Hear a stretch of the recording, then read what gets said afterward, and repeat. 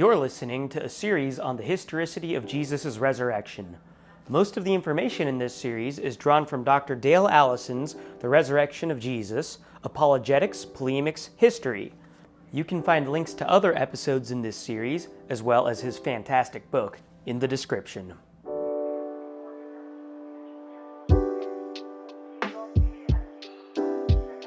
A couple episodes ago, we pinpointed who the earliest witnesses of the resurrection were, which included Mary Magdalene, Peter the Apostle, Paul the Apostle, and various groups of disciples. Last episode, we evaluated the plausibility of Jesus' burial and concluded that there is sufficient evidence to say Jesus indeed was buried by a man named Joseph of Arimathea. Thus, so far we've established that it is highly likely that Jesus was buried, and shortly after his burial, Mary, Peter, Paul, and various disciples indeed saw visions of him. But is there sufficient evidence to show that the tomb was indeed empty? Let's start by analyzing our sources. According to Luke, Mary Magdalene, Joanna, Mary the mother of James, and some unnamed others entered the tomb and saw it was empty. But Mark says that Mary Magdalene, Mary the mother of James, and a woman named Salome entered the tomb. John, however, says that Mary Magdalene alone saw the tomb was open but did not enter. It was Peter and another disciple who first entered and saw the body was gone. One would think that such an important detail as far as who went in the tomb would be kept intact, and some skeptics have used this as evidence that someone just made the story up.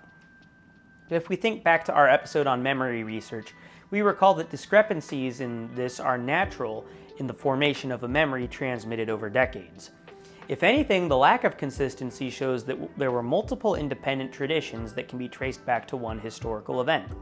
And as we explained last episode, the burial of Jesus by Joseph of Arimathea was most likely not invented. It would be strangely inconsistent if the evangelists didn't draw the empty tomb narratives from the same source that gave them the Joseph of Arimathea narrative.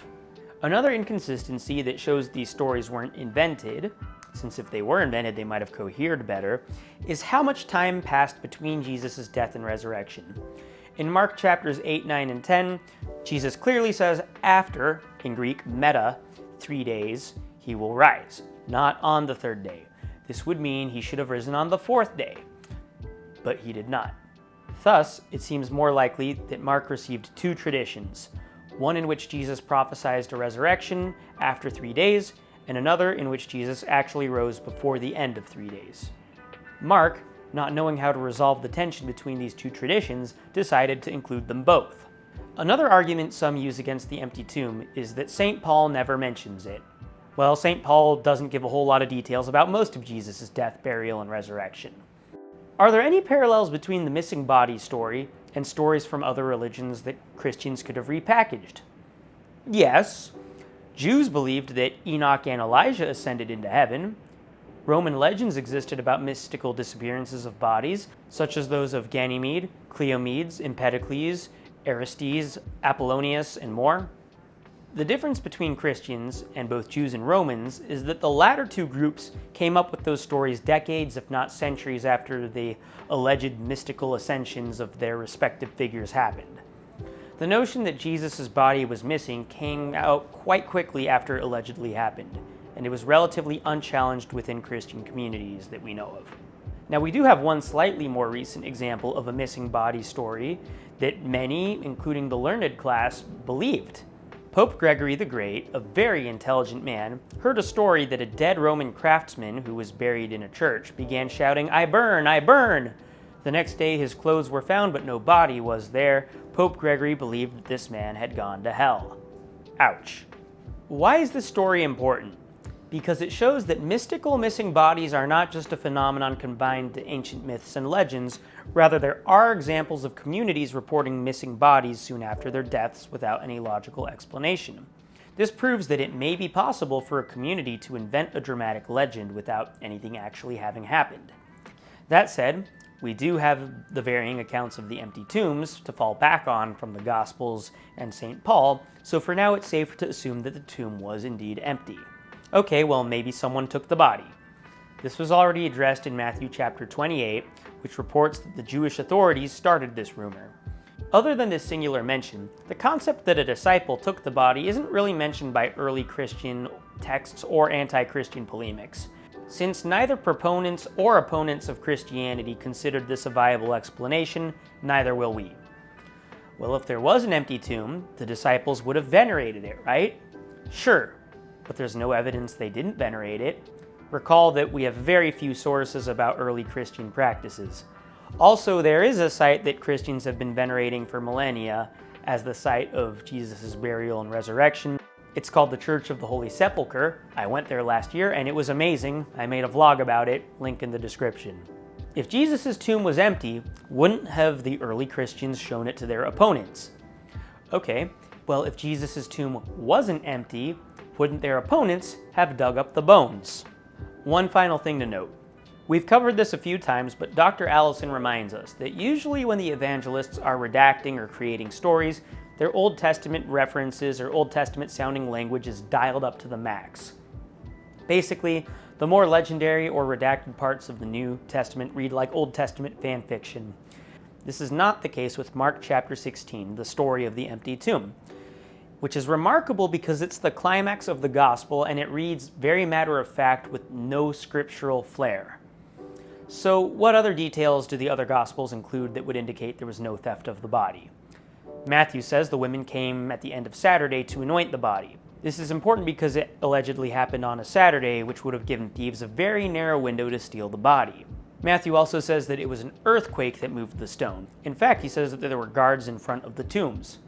Finally, he mentions how Jews invented the stolen body narrative. What does Luke say?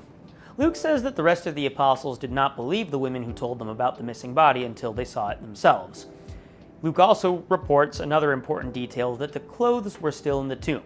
If there was any thievery, why did it not involve the clothes? John also reports that the burial wrappings remained and that the cloth that was on Jesus' head was found outside the tomb. Again, why would thieves leave the clothes behind?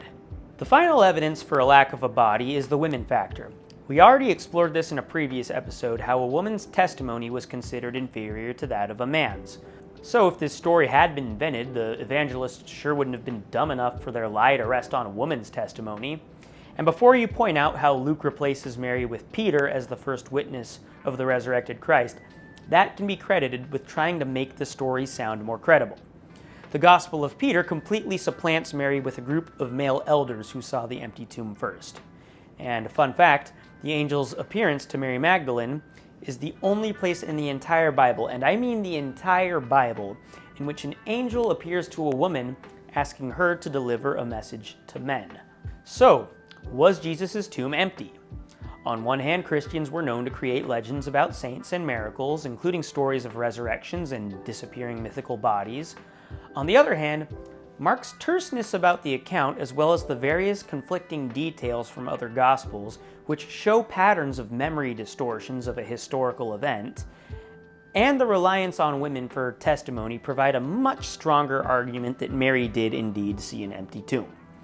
A couple side notes that Dr. Allison covers in his book. First of all, what's the deal with the angels who show up at the tomb? Mark and Matthew say there was one angel. Luke and John say there were two. Father Raymond Brown, one of the most important Catholic biblical scholars who ever lived, says there were zero. Brown argues this because angels were used throughout the Old Testament to personify visions and messages from God, and the angelic appearances read something ripped straight from the Old Testament, so they were likely added to draw parallels. Dr. Allison is inconclusive about this. Another part of the resurrection story that some scholars think was invented was Matthew's epic tale immediately following Jesus' death. In chapter 27, after Jesus dies, Matthew reports, "At that moment the curtain of the temple was torn in two from top to bottom.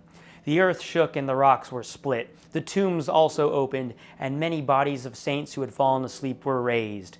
After his resurrection they came out of the tombs and entered the holy city and appeared to many." So there is no trace of this in any other gospel, nor is such a story even remotely alluded to by any historian, including the famous Josephus. Paul doesn't even mention it. This gives rise to a couple questions. How could ancient readers possibly accept that this happened without question, and why would Matthew invent this story?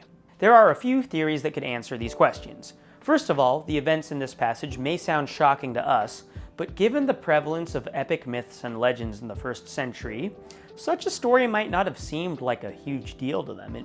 It would have sounded like a pretty plausible historical event. Speaking of which, although there is no evidence of this event happening, there's also no reason to believe that Matthew intentionally made it up.